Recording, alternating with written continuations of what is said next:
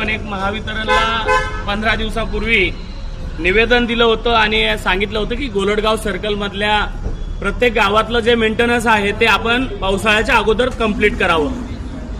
पण या स्थानिक इथले जे सर्व अधिकारी आहे यांच्या बदल्या झाल्या आणि नवीन अधिकारी आले।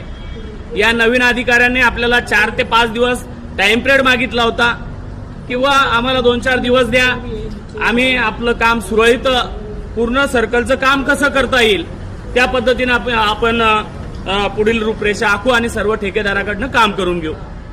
पण आता 8 तारीख झाली, आज 11 तारीख आहे, पण अजून काही कुठं सिस्टम हललेलं नाही। मी या महावितरणच्या सर्व अधिकाऱ्यांना सांगू इच्छितो की येणाऱ्या 17 तारखेपर्यंत जर तुम्ही गोलडगाव सर्कल मधल्या सर्व शेतकरी मायबापाचं शेतातल्या वायराचं, पडलेल्या पोलचं, जळालेल्या डिप्याचं मेंटेनन्स काम केलं नाही तर येणाऱ्या 17 तारखेला या कार्यालयामध्ये बेमुदत मुक्कामी आंदोलन मी या कार्यालयामध्ये करणार आहे। याची दक्षता घ्यावी आणि 17 तारखेच्या आत गोलडगाव सर्कल छत्रपती संभाजीनगर तालुक्यातील सर्व गावातील मेंटेनन्सचे काम चालू करावे अशी विनंती करतो।